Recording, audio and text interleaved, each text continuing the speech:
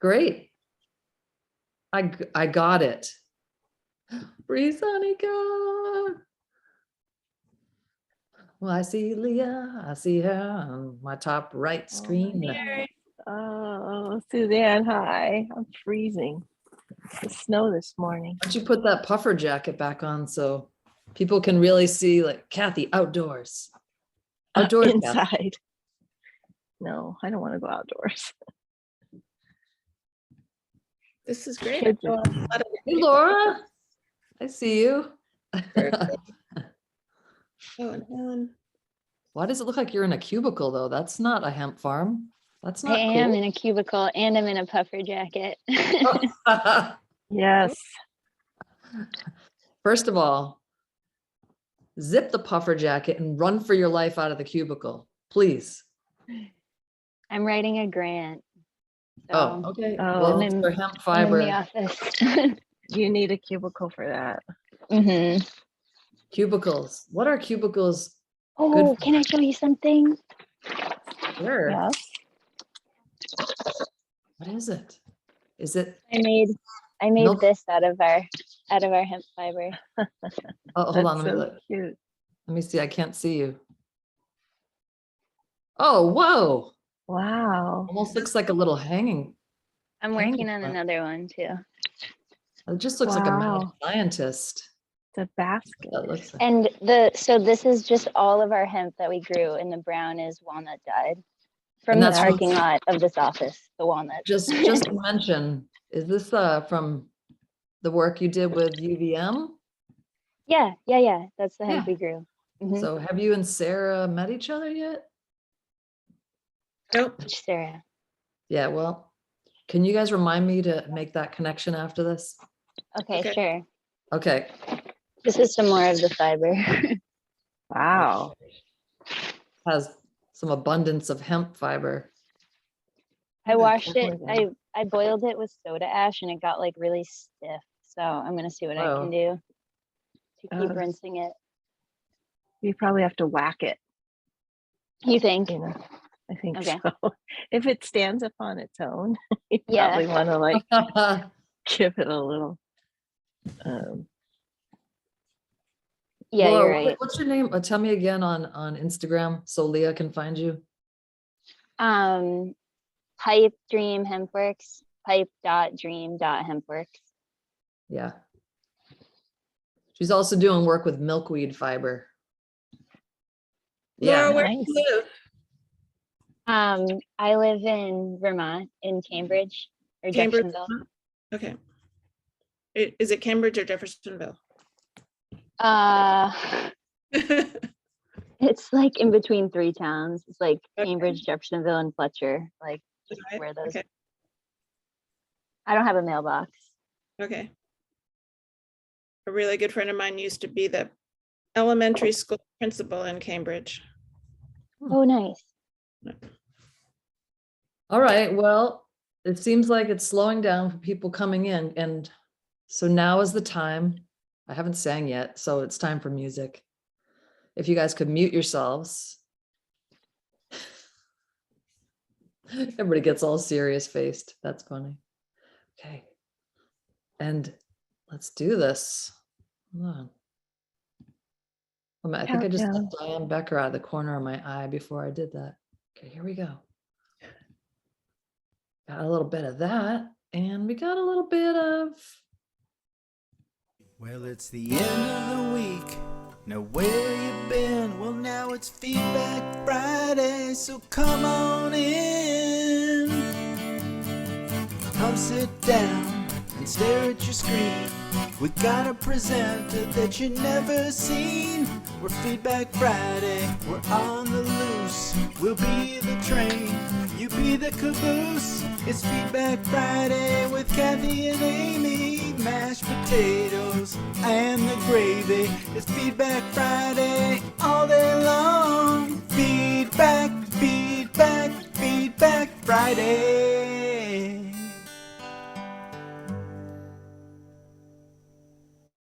Hello, everyone. Welcome to Feedback Friday. It is episode 87 with Kathy Hattori and Amy Dufo. Hello, hello, hello. It's our weekly show where we meet with dyers, artists, scholars, historians, activists. We're probably going to have some diplomats pretty soon. I swear to goodness. Anyone who is interested in our favorite topic, which is natural dyeing and color. And I just want to welcome you to our 87th episode of this long running soap opera called Feedback Friday. Before I get started, I just want to say thank you to everybody for joining us and supporting us. It has been an amazing 87 episode long craziness. And I have to say, it got even crazier last night. For those of you who have loved ones or know anybody who is in the affected area of the Ukraine, we just send out all of our support, sympathy. We stand with you. And it's just making me very nervous. We're really hoping everything kind of settles quickly. Hopefully diplomacy is still alive. It's kind of hard to tell when you read the New York Times, but it's kind of a tough situation out there. So today we're so lucky to have Sara Goodman join us. She is a beacon of really amazing work and continuity of traditional textile techniques, artistry, and creativity. And in times like this, it's really important to kind of hold on to that because it's pretty easy to get pretty disturbed by what's going on right now. So I'm so happy Sara is here. Sara is a textile artist and natural dyer. She's got a prolific and extensive natural dye background that includes helping get the Symplocos Project from the Goodweave Foundation off the ground. For those of you who are natural dyers, Symplocos is a alum accumulator, hyper accumulator of the mineral alum, so it can be used instead of mortantine. And Sara was instrumental in helping get that introduced into the United States. As well, Sara serves on the board of directors of the Goodweave Foundation, and she's been teaching for many years the art of weaving and natural dyeing. Sara's going to talk to us about her own personal work, as well as her pursuit of textiles around the world. And now, as the dye studio manager in New Hampshire, based in Sanborn Mills Farm, which is an amazing, beautiful, beautiful facility based on sustainability, traditional crafts, and teaching skills to people so that they can continue these types of traditions as well.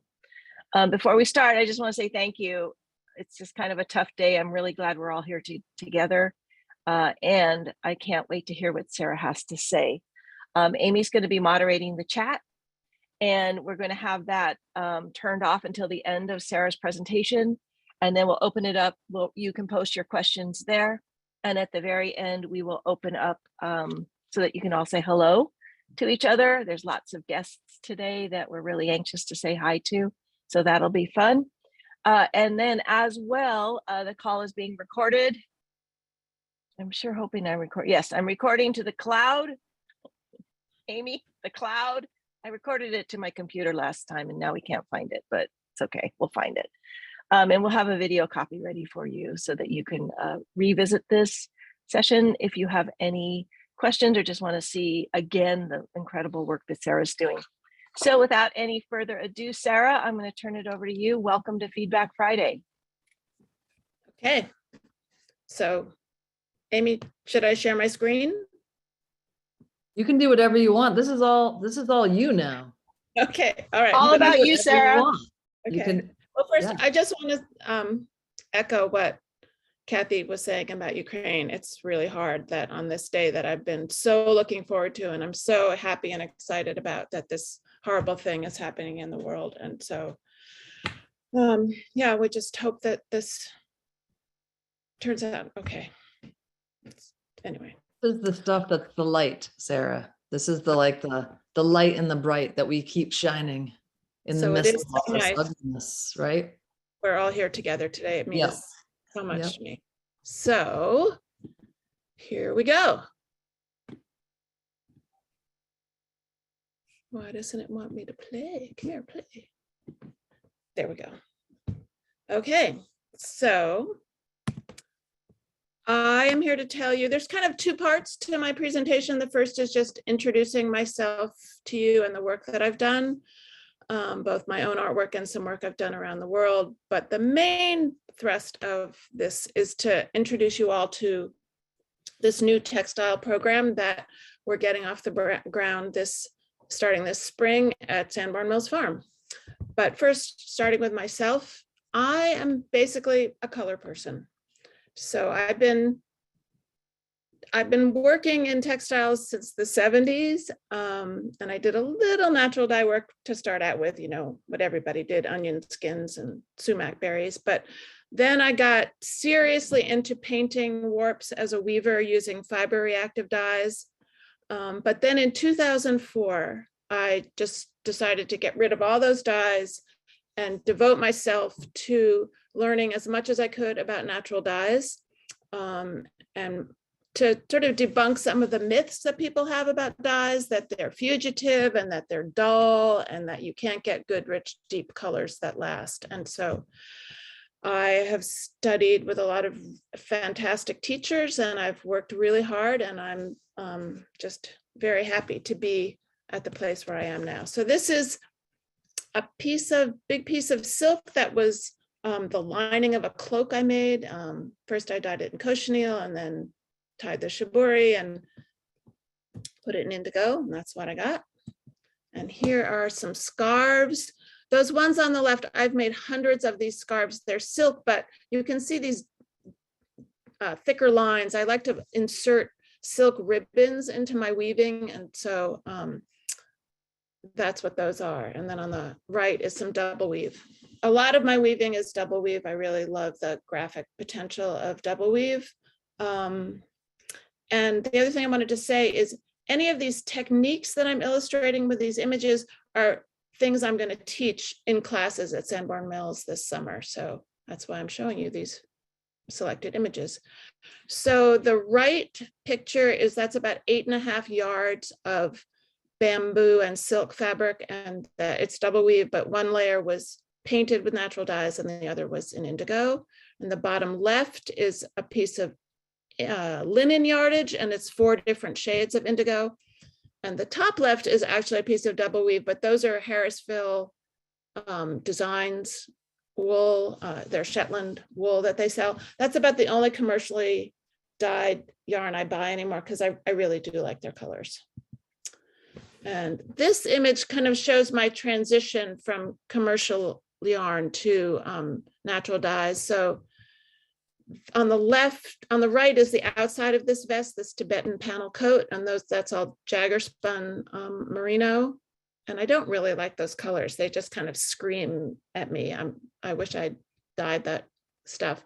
But then the lining of the coat is much more beautiful. So it's cochineal and lac, and the inset, the shibori inset is quebracho green and indigo. And here's just a whole bunch of samples from a class I taught a few years ago. One of the classes I love to teach is to invite chemical dyers who are curious about natural dyes to come and take a class together. That's a really fun group of people to work with because they have an established studio practice and they have a clear idea of what kind of effects they want. So this was from one of those classes. I got big into sewing face masks last year, and these were some party masks that I made. So this was all indigo dyed silk with either embroidery, or I like to work with mica, and this is the ones on the left have pieces of mica stitched under silk organza. This is that piece of linen that you saw the detail of. So this is 3.5 yards of double weave linen dyed in indigo. And here, so for years I was making these silk scarves with ribbons embedded in them, and then I decided to weave entirely with ribbons. You can get these great ribbons from Trinway Silks in Colorado, and they sell all different widths of ribbons. So I painted a bunch of ribbon and put it on my loom, and then of course wove it in double weave. So these are just pieces to hang on the wall. So this is how I do it. I stretch the warp out on my table. I start with extracts and make stock solutions out of the extracts, and then I thicken them. I also mix them all up to invent new colors and let it dry and cure, and then roll it up and steam it and let it cure some more, and wash it out and put it on the loom. And the other thing I love to do is print with mordants, different concentrations of mordant. So the background color is alum, and then there's 2 concentrations of iron printed onto the fabric, and then you put it in a bath. I don't remember what I dyed this in, but it kind of looks like chestnut or pomegranate. And these are some of my block prints, my carved blocks. Sometimes I make my own with those felt things you put under your furniture. You can cut those up. And then there are these 2 beautiful blocks in the back. I don't know if I put my cursor on here, can they see that? So these are from Indonesia. These are batik blocks. They're made out of copper, but I also use them for printing mordants. And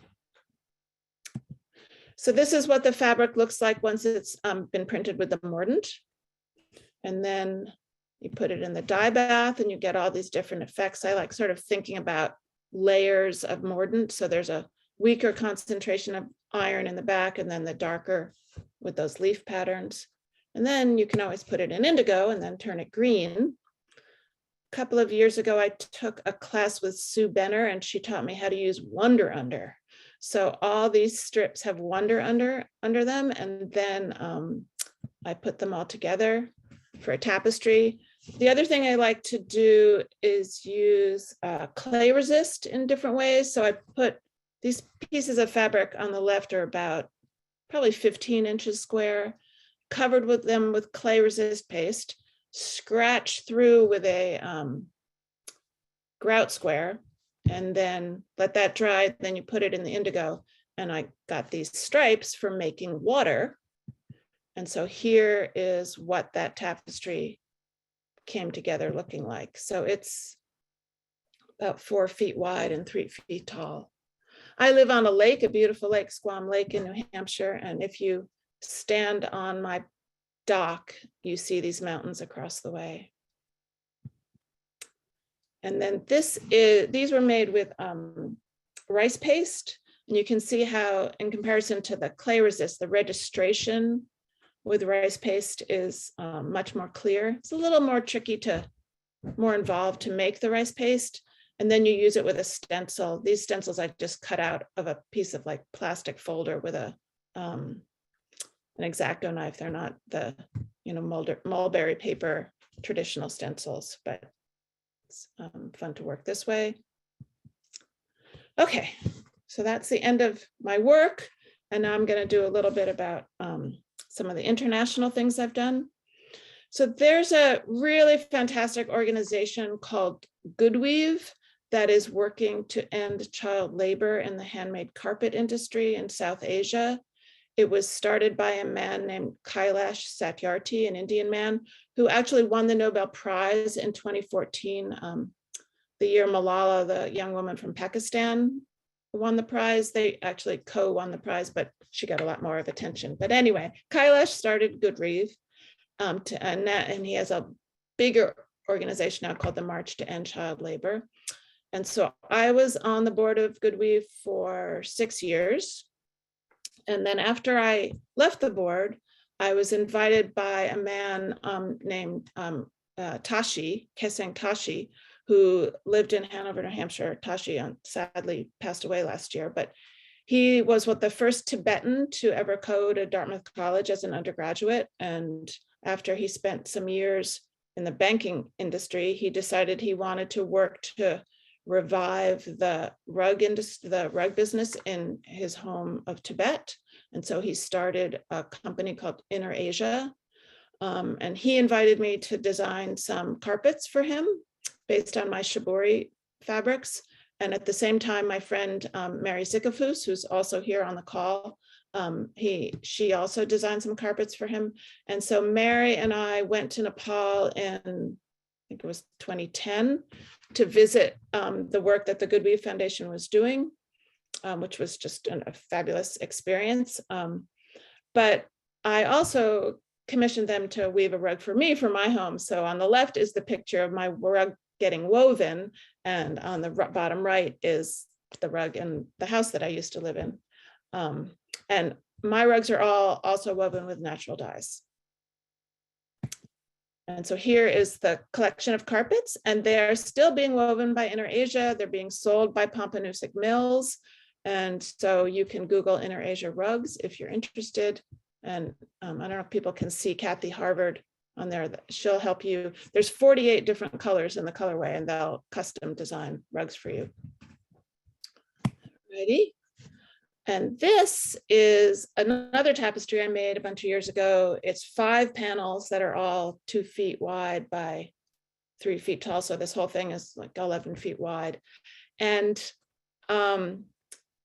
this was in the middle of the Symplocos Project. So all the fabric in the sky was mordanted with Symplocos. I wanted to experiment with using it in my own work. And so that's why the sky is yellow. And again, this is the view across the lake to the mountains on the Squam Ridge on Squam. And so here, Kathy mentioned that I was involved with the Symplocos Project. So I have had a fascination with Indonesia ever since I was a teenager in the 1970s. My older brother had a friend who came to stay with us. I was 16 and they were in their early 20s. And this guy had been traveling all around Indonesia for a year collecting textiles. And I just stayed up all night with him one night, you know, learning about shadow puppets and gamelan music and ikat fabric, which I'd never heard of before. And he was talking about how the villages were just emptying out of young people. They were all moving to Denpasar and nobody wanted to learn how to do these traditional crafts anymore. And something just kind of stuck in my impressionable teenage brain. And I was like, I'm going to do this. I'm going to go to Bali. I'm going to learn how to do ikat. And it took me another, what did I figure out? Another 32 years to get there. So in 2004, I went to Bali for the first time. And through an organization called Weave a Real Peace, I found William Ingram and Jean Howe and Threads of Life, and just was so impressed with the work they're doing all over the Indonesian archipelago, and vowed I would do whatever I could to help and support whatever they were doing. So in 2008, I brought a group of textile artists from the States over to Indonesia to just travel around with Jean and visit these weaving communities, weaving and dyeing communities. And then in 2013, I got involved with the Symplocos Project, and Michelle Garcia and I worked together with William and Pung, who's the head of the dye studio at Threads of Life, to develop recipes that would make sense to Western artists for working with Symplocos. And I helped connect William with various people who would sell Symplocos in this country and also in France. So on the upper left are the Symplocos leaves. Luckily, the highest concentration of aluminum is in the dried leaves that fall to the forest floor, so they don't have to hurt the trees. And then that picture to the right of that are all the women in this village on the island of Flores who go around in the woods and collect the leaves. And then the bottom right are some of the samples that Michelle and I did with other dyes that they don't use in Indonesia, but that Westerners use. And those are our samples. And then this scarf that I have on is I wove a series of scarves from all of our little sample skeins of yarn and sent it to everybody involved in the project. And then on the bottom left there is just sitting in the dye studio in Bali, learning about Symplocos. And then this is just a piece of batik I brought back from Bali. Of course, when I travel, I always buy beautiful textiles. I can't help myself. Here's an incredible, huge piece of ikat I have from the island of Sumba. I think that the registration in Indonesian textiles of the ikat is the most complicated and sophisticated in the world, full of symbolism. And I put this photo in honor of Feedbacks Friday's music and dance craze. We were in the village of Watublapi on the island of Flores, and we'd spent the whole day in this village. These people were amazing. I felt like I was in the middle of a National Geographic film. By the end of the day, we had feasted. We'd been drinking arak, this fermented palm wine, and they got us all up dancing, and it was just magical. This, to switch to another continent, this is a rug woven by Jacobo Ruiz in Teotitlán de Valle in Mexico, and it's dyed with cochineal and various shades of indigo. It's another thing I brought back from my travels. And I think now, yes, now we are switching to Sanborn Mills Farm. Here's a beautiful view of the farm on a summer day. And what we're looking at in the foreground is our water-powered sawmill that is still in operation. And then above that is the carpenter shop. And then to the right are the main buildings. So I'm just going to take you on a little tour of the farm at first. Here's a map of the farm is about 350 acres or so, but we call this the main campus.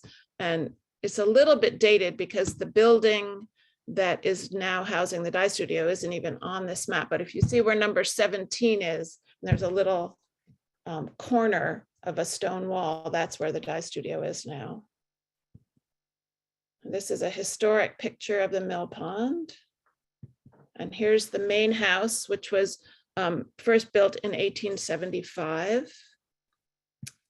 And now that's the main house today, with a beautiful ornamental flower garden that we have.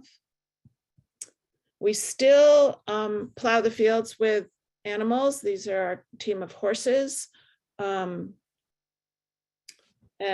So we use primarily water power and animal power still. We also use oxen in the gardens and the fields. This is just one of my favorite places on the farm on a hot summer day. I love all this moss, and there's a little shade garden and a brook that runs through here. A very New England scene.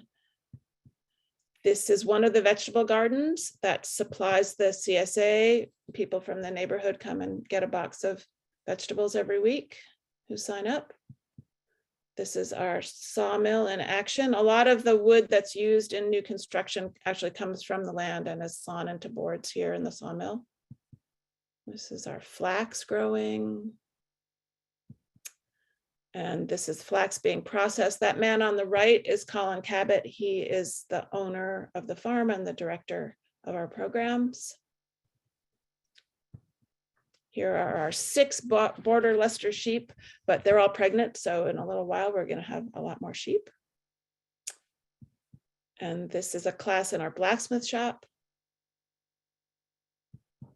And we also teach stenciled floor cloths. There's a class in that going on in one of the barns.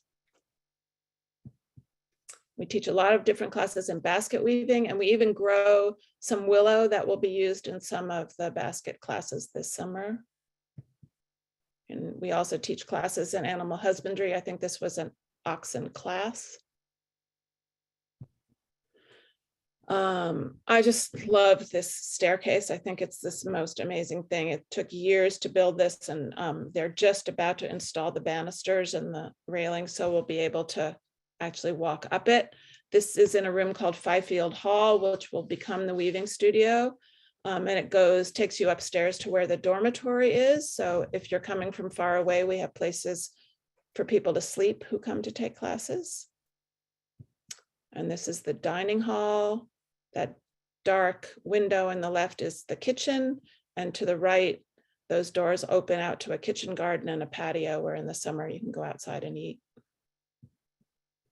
And this is a frame raising of one of the barns that a lot of timber framers, the Timber Framers Guild comes and meets at the farm.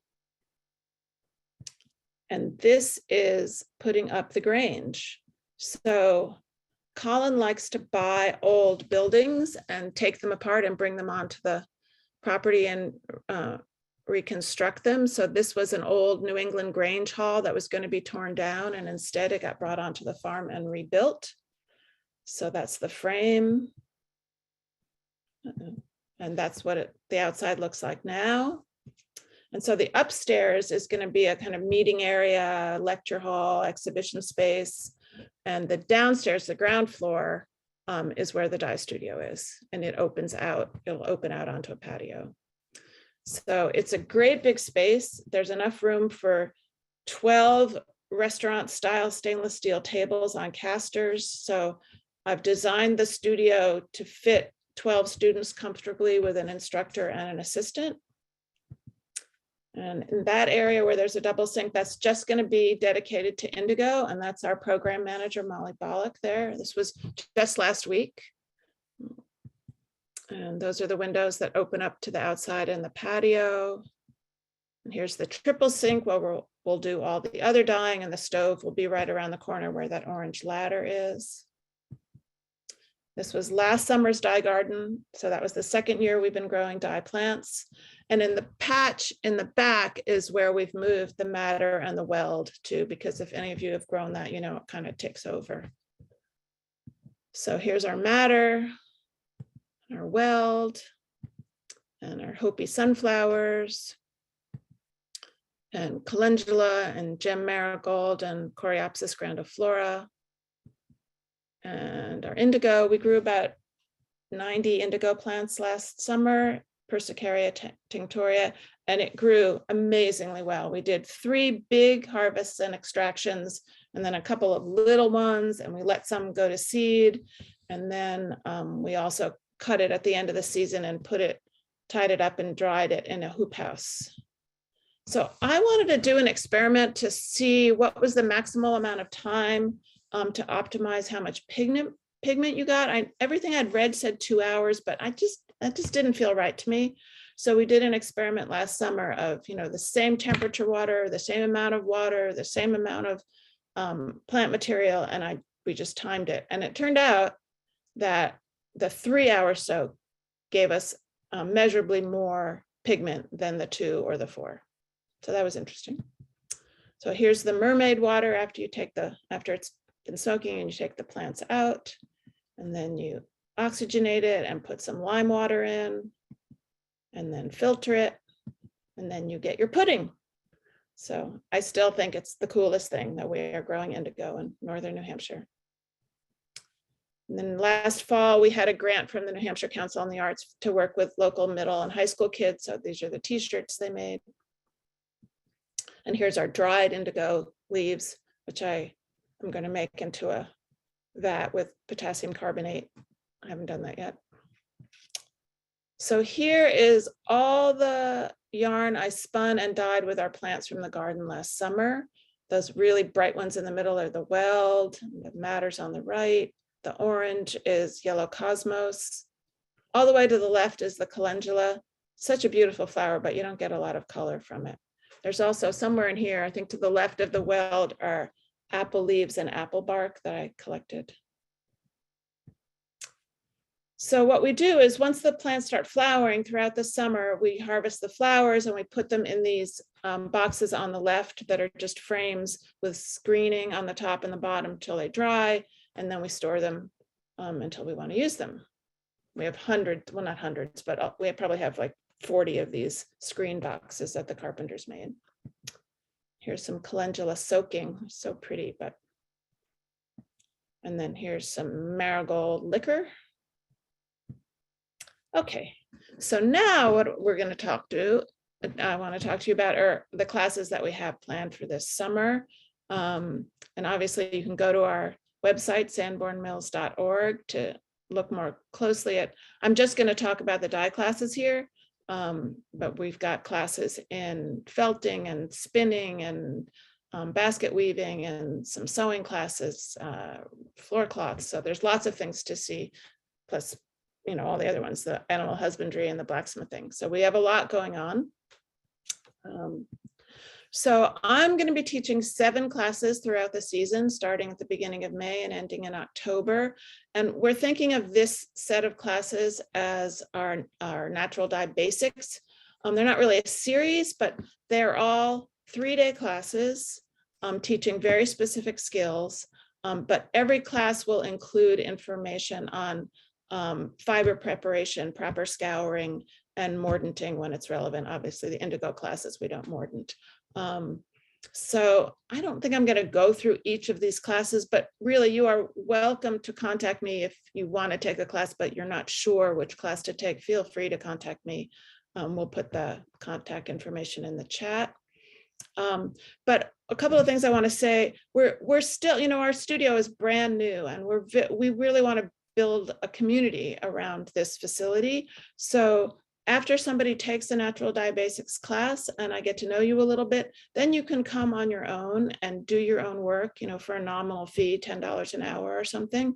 And eventually we want to be able to sell memberships to the studio so that people could even come on their own when we don't have a staff person there, when it's not open studio time. If you want to come, even if you aren't local, let's say you want to live in Boston and you want to come up for 2 weeks, you could come stay with us and use the studio. So we're really interested in hearing ideas that people have about how we could use this and how you want to use it. If you are a teacher and you want to teach for us, please get in touch with us. If you're a student and you have a class you've always wanted to take, get in touch with us and we'll try to contact that person. Or you know of someone that you've always wanted to study with. So we're really building this program and we want to reach out to all of you to make this as useful to you as it possibly can be. So here's some of that. So I'll be doing a class that will use fresh indigo with ice cubes. If any of you have ever done that activity, it just is so satisfying because it's so quick and easy. This was two batches, so that's why the blue is so nice and dark. And then I'll teach some shibori in the indigo classes and some clay resist. You can print with the clay resist, you can silk screen with it, you can just paint it on with a paintbrush. That's how I did this. Then the class I'm teaching, which is mordant dyes on cloth, will be teaching you about different concentrations of alum and iron mixed together. And we make these color libraries where we paint the dye extract across the mordant stripes and get these color libraries. Plus we'll be doing the block printing. This is a set of samples I made with all of our plants, I think from summer 2020, yeah. So this is the kinds of colors we're getting from our plants. So our classes will be utilizing our fresh plants, our dried plants, and also extracts. So you'll learn how to use all three of those sources of dye. I just put in a huge order to botanical colors, so we have a lot of great new dye extracts. And I put in this here because I also wanted to mention that you can discharge the mordants, and so that's what those white painted lines are, is the mordant discharged with citric acid. So I've asked some of our teachers to be on the Zoom today to say hello. And so I'm going to talk a little bit about them now. And then when we open it up for everybody to say hello, we're going to have them say a few words at that point. So Debbie Maddie, some of you probably know Debbie's work. If you want to do a really deep dive for 5 days into shibori, she's just a delight of a person and so knowledgeable. So she's teaching 2 classes for us, one on shibori and one on quilt making. And then Mary Zikafus is coming in June to teach a class about color.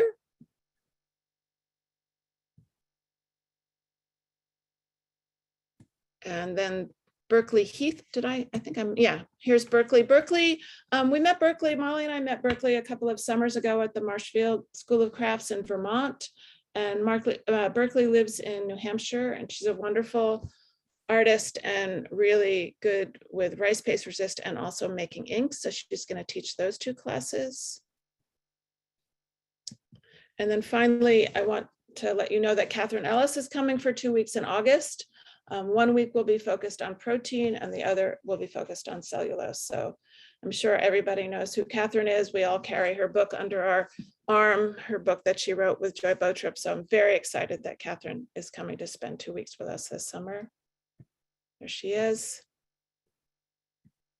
And the last thing I'm going to talk about before I stop blabbing here is the other thing we are doing is the Sanborn Mills Farm is the driving engine behind the Northern New England Fibershed. We are now an affiliate of the International Fibershed Association that Rebecca Burgess started way back when, and Leah Rossignol, Molly Bollock, and I are coordinating that from the farm. Wanted to tell you that if you live in Maine, Vermont, and New Hampshire, and you are involved with textiles in any way, and you'd like to be involved with what we're doing, please get in touch with us. We have a website and a Facebook page. We are looking for people to join our advisory board. We're also going to be holding our first conference, our roundtable, on Saturday, November 12th. Amy Dufault's going to be our keynote speaker, and we could use some help with people joining that group of planners who are working to plan that event. And if you want to be in our producer directory, let us know. And also, we're going to be announcing a design challenge that'll go on for a year starting in November. So a lot of really, really exciting things that are starting to happen because of the Northern New England Fibershed.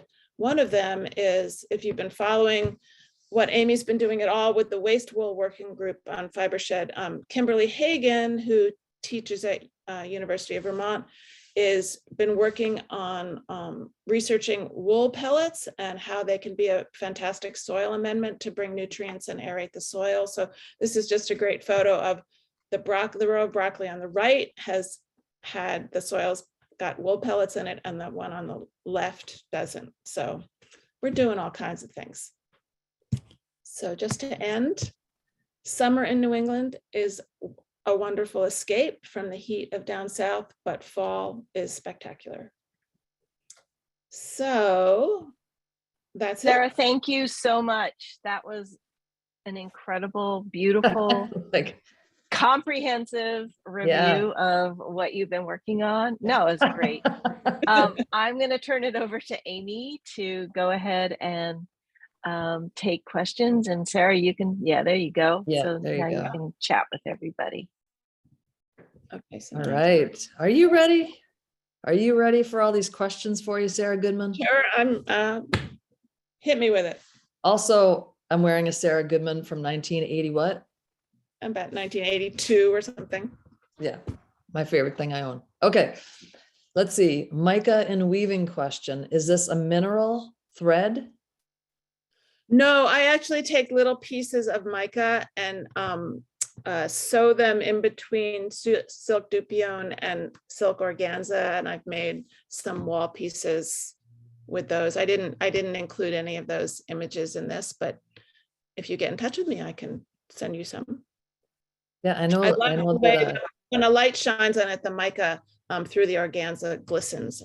So they're sort of my way out conceptual art pieces. Okay, I like that. I like the way out stuff you do. All right, do you thicken your mordant solution that you stamp on fabric for dyeing?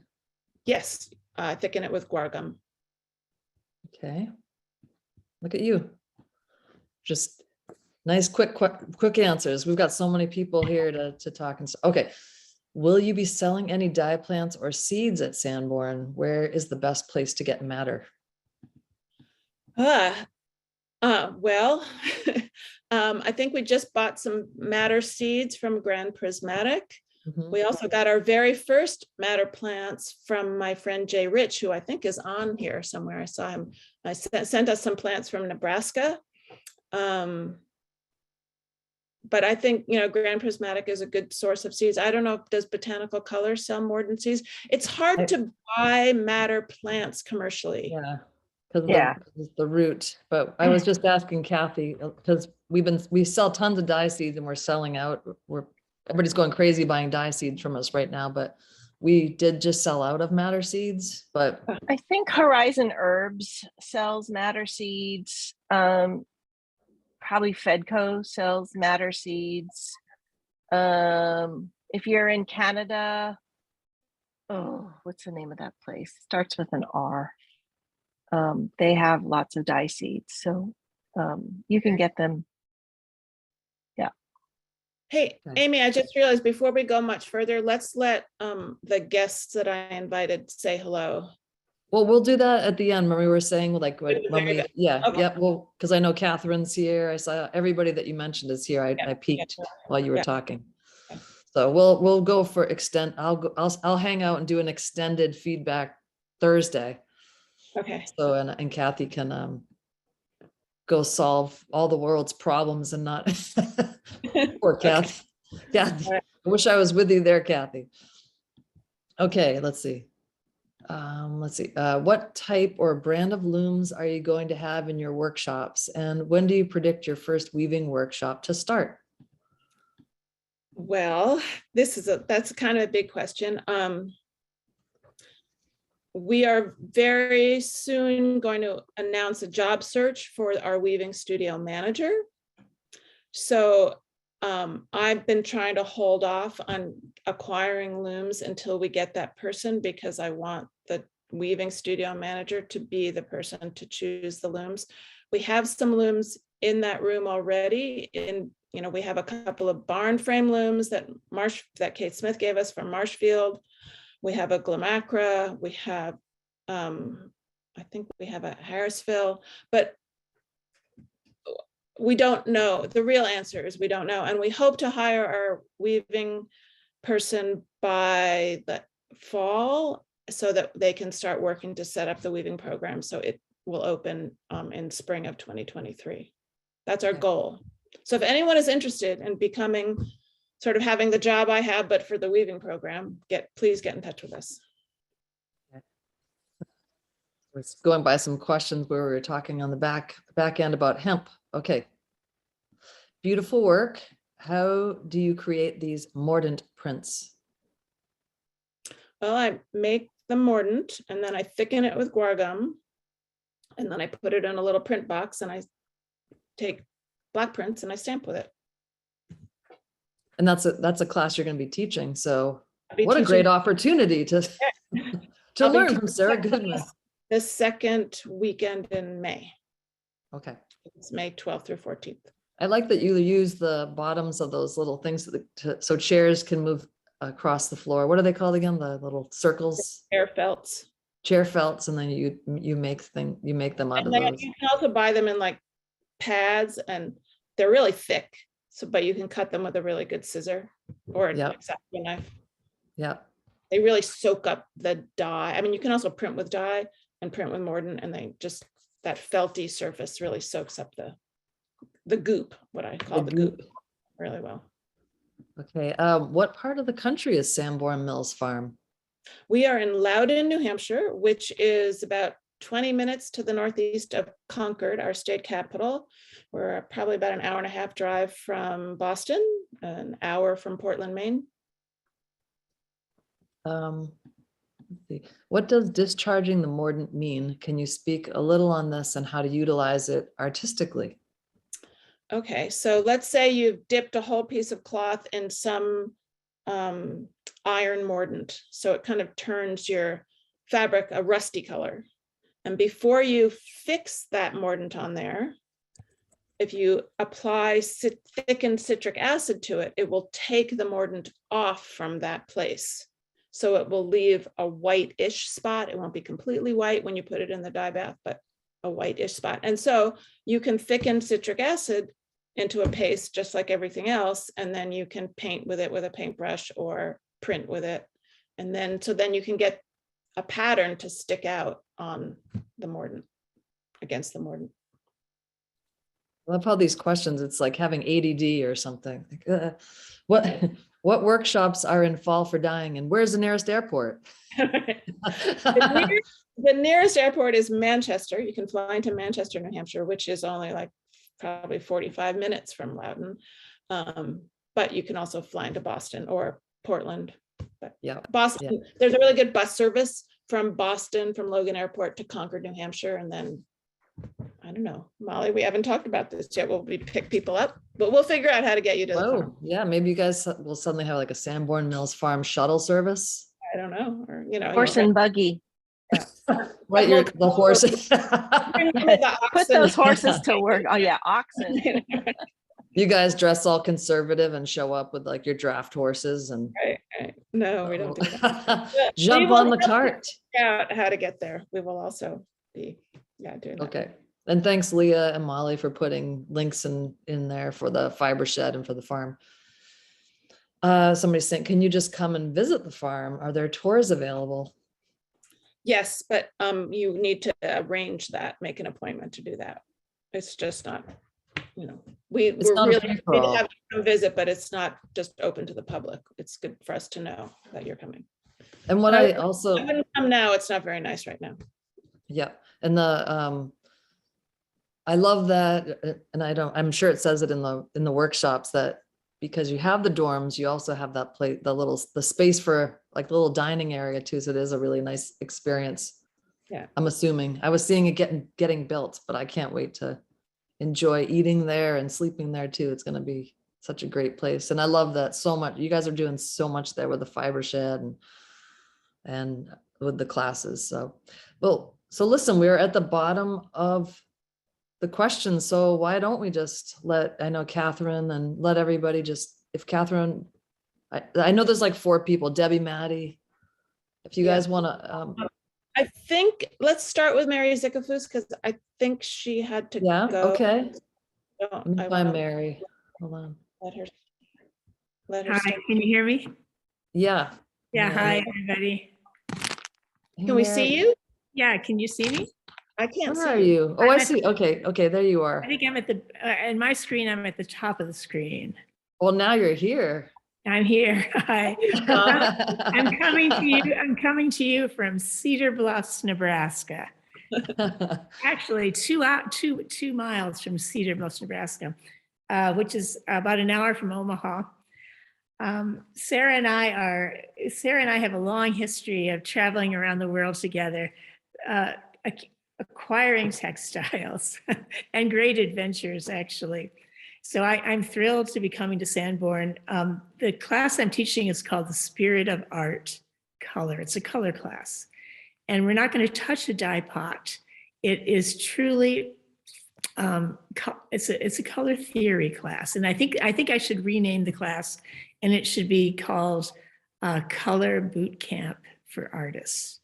Because in essence, what we're going to do is spend 3 days building a personal field guide to a personal field guide that is I would say a platform for your work in color. We're going to go through a series of Joseph Albers color exercises and build a wonderful notebook of that will demonstrate your intuitive use of color, as well as supplement your academic understanding of color. And this may all sound very, I guess, esoteric and like, oh, really? I'm great with color. I don't need a workshop. And I say that it's like doing abs. You don't really want to do them, and maybe you don't think you need them, but our color muscle is something that we use constantly, and it needs to evolve as to the techniques we use in the work that we create. My work is deeply color saturated. I'm a tapestry weaver. I'm going to just hold up a few little things.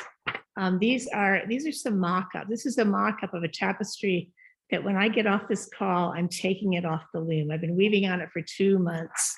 It's an 8 by 8 foot tapestry. And it has a partner piece. I'm getting ready for a show. And this is the partner piece to it. So you can see I would say the intense position color has in my work. I'm not familiar with Mary's work. I really encourage you to go to her website and see her work. It's just incredible and monumental. And I just so anyway, we're not going to be doing. I recently wrote a book on ECOT. This class has nothing to do with ECOT. Has nothing to do with tapestry weaving. It is about your relationship with color and how to go deeper into it and develop it further. And it's my pleasure to assist in any way. And I can't wait to come. I'm so excited. Only if I get to go to Squam afterwards Okay. to Sarah's lake house. Well, Okay. I'm going thank with you. You know, I Yeah. just found, I just found Mary's, I'm putting it in the chat right now. I Yeah, just almost wrote Mary's chat, Mary's Instagram. Just found it, so. Thank you, Mary, for stopping Yeah. by and saying hello. Yeah, see you guys. Yeah. Hi, Mary. Let's see, who should we do next? How about Debbie Maddie? Okay. are you- Oh, Now, okay. I'm unmuted now, and I'm from Texas, but I'm Oh. actually in Florida taking a class from Amy Wynn, and I'm outside, and it can get very, very loud. okay. But I'm excited, very, very excited to come Very to good. Sanborn Mills to teach my shibori. And we're going to spend a week and we'll do lots and lots of different kinds of stitching, not just clamping. I mean, we will do some arashi and some clamping, but I kind of go deep into some of the stitching techniques. And then the week after that, it's an optional week that I'll be teaching a class on quilting or garment construction using the fabrics that you dyed the first week, or any special fabrics. If you're like Sarah or Mary, you've got special fabrics that you want to do something, get them out of the closet, you know. So I got to go and visit the farm last fall, and it is fabulous. It's gorgeous there. So I'm very excited.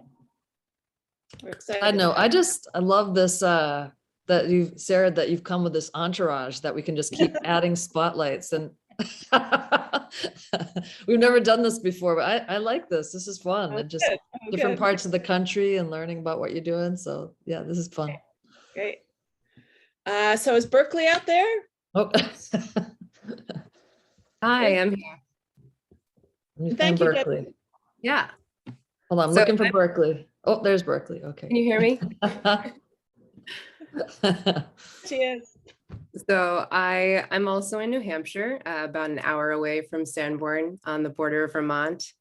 And my background is in farming, vegetables, and printmaking. So when I found printmaking with natural dyes, it seemed like the obvious synthesis of these two interests. And so I grow a bunch of indigo and other dye plants here. And I'm teaching a rice paste resist class, a 5-day class in July at Sanborn.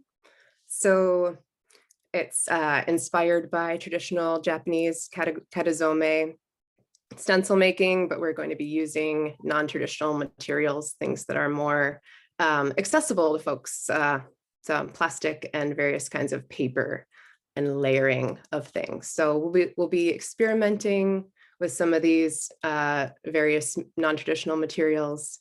And I'm also hoping that students will come with a design in mind so that we could potentially make a pretty significant piece in 5 days. And we'll be doing that with an indigo vat. So we'll be talking all about, we'll be able to look at the indigo that's growing at Sanborn and talk about how the indigo goes from being in the leaves of the plant to a pigment that is actually on the fiber, and talking about all the chemistry involved in our quick reduction vat. And we can also talk about various kinds of vats. We'll be using a quick reduction iron vat in the class, but I also do a lot of work with fermentation vats. So we can talk about that and discuss even adding other kinds of colors, natural laked pigments to the fabric at the end. And I do have a small piece of, not sure how, yeah, Ooh, this is a tiny beautiful. piece of a katazome with 3 different layers of indigo. So we'll be Wow. making something like this on a bigger scale, and potentially adding some other colors to it as well. So that's in July.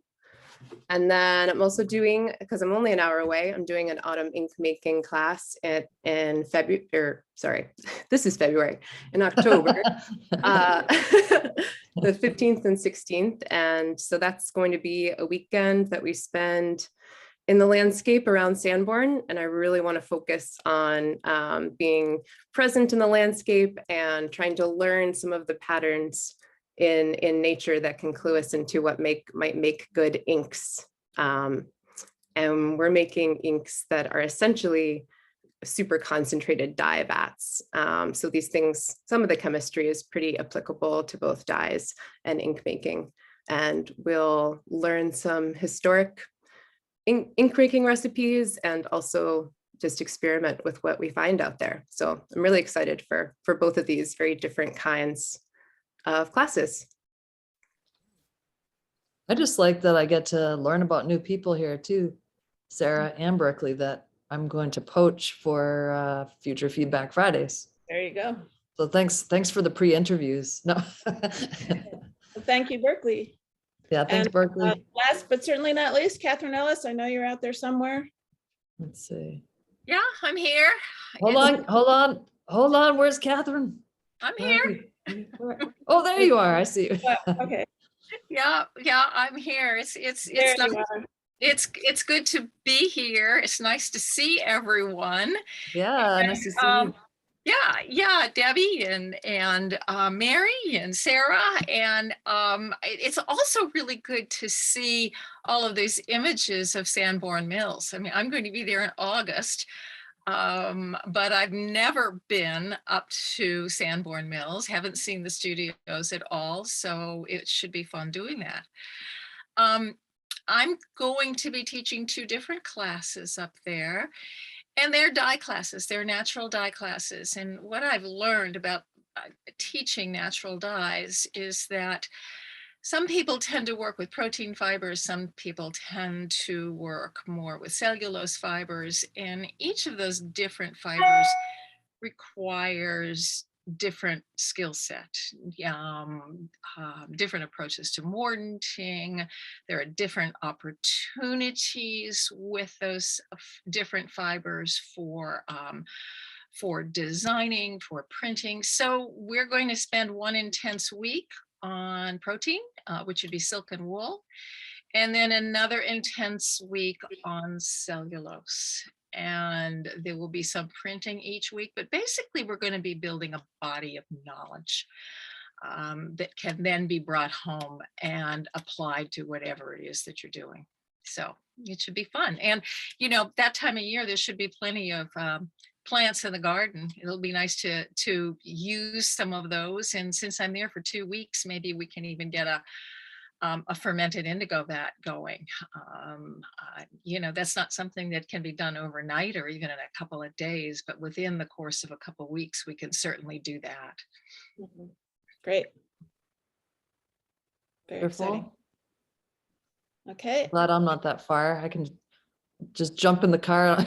And just keep showing up. Why is Amy here Yeah, again? you're just coming from Cape Cod. Yes. I know. Are you you're not probably coming to the Cape? No. No. Mm, Mm-mm. I think I heard about. Yep. Okay. Well, Well, thank you, Catherine. New for Hampshire it is. saying hello. So I don't know if Molly or Leah are still here. I think Leah had to take off for something else. I like that. I don't know how to say Carrie Rain Canavan. Thank you to everybody. I'm going to have to move from Wales, UK to New Hampshire very soon. And the one thing I did want to say is that if any of you are somewhat local, we are looking to build a group of volunteers who just want to help in the dye garden this summer. So if you're close to us, get in touch with me. We just hired our new head gardener. I haven't even met her yet, but I saw her. She was on here, and we're in the middle of hiring a garden intern. Hopefully that'll happen in the next few weeks, but we are going to need to have a group of people who want to come, you know, once a week and pick flowers. So That's a really hard job for somebody to come and just pick flowers, but okay. Well, Try thank you so harvesting much, Sarah. cosmos. What? Try harvesting cosmos. It is not easy. yeah. All right. Sarah, thank you so much. That was an exceptional presentation. It was so great to see all of the teachers, Mhm. Mary, Debbie, Catherine, Berkeley. That was fantastic. And I know your staff, part of the staff of Sanborn Mills Farm was also on the call, so that's really great. I'm just going to wrap up super quickly. We still have a few openings in Judy Petit's workshop if you're interested in the online program on making inks from natural dyes, and that is March something. Oh, Oh, hold on. 21, 22, I think. March 21st, 22nd. Let me get that. That's still open. And Kim Eichler Messmer's workshop in the machine stitch shibori is nearly full. I mean, it was just like people are really interested in this technique, and she does lovely work. So if you're still interested, please sign up for that. We did sell out of Porfirio Gutierrez's workshop, which is in real life in Ventura, California, in the spring during the huge wildflower flush, and with a healing ceremony at the end. It just seems so appropriate for this time.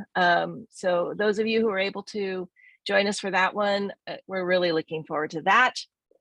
And we also have Symplocos that we have a large supply of Symplocos coming in. We have some in stock right now, as well as more of the Cherryops Tagal, which is the FSC certified dye from Indonesia that we're getting from Threads of Life as well. Those are coming in probably next week. And so if you're interested in those, you can definitely order and we'll ship next week. And that is what I have for now. Amy is still working on next week's Feedback Friday. So it's we're either going to skip a week or we'll have a guest that we had to reschedule. And so we'll see you then. And anything else, Amy? Gonna take us out with any last words? No, I'm good. I just put Symplocos in the chat, and I was just gonna grab the link for Cherryops to put it in there. Great. Too, but that's it from me. All right. Okay, I'm off to wrestle 35-pound indigo double X Oh God. hoodies that we've been dipping. So I'll be back after that. Amy, Yeah. are you gonna stay on? I'm happy to stay on if anybody Okay. if Debbie and Catherine and Berkeley and Sarah, if anybody wants to ask any questions, okay. Yes, Donna, good point. So we have a stitch-in that we started last month, Botanical Colors Heidi Iverson monthly stitch-in. And it's a one hour thing. Heidi talks about different stitches for about a half hour, and the chat will be off. We've only had one, and it was a little bumpy for the first one. I think there was a little bit of confusion, but so now we have Heidi will be doing stitching. We'll be very quiet watching her. And then we're going to pick about 5 people to show some of the work that they've been doing. So they can talk about it, why it means something to them, the different fabrics that they're using, how natural dyes are part. And yeah, so that is Wednesday, the 2nd at noon Eastern, 9 a.m. Pacific. There's already so many people coming to this. It's pretty wild. And I'm hoping people aren't confusing Feedback Friday with it. But I have somebody standing in for me because grand jury duty didn't want to hold on to just Fridays. They want to give me 2 extra Wednesdays. So of course, next Wednesday, I have grand jury duty as well as Friday and the following week. So a woman named Sasha Asbell will be standing in for me and working with Heidi, and it's going to be great. So you can go to our workshops page, and it says free virtual stitch-in, and just sign up and then join us and join Sasha and Heidi at 9 a.m. Pacific, noon Eastern on Wednesday. So thanks for the reminder, Donna. All right, Amy, I'm making you host. Okay, why don't we stop the I'm on. recording? We want to make sure. Stop Yes. recording. Yes.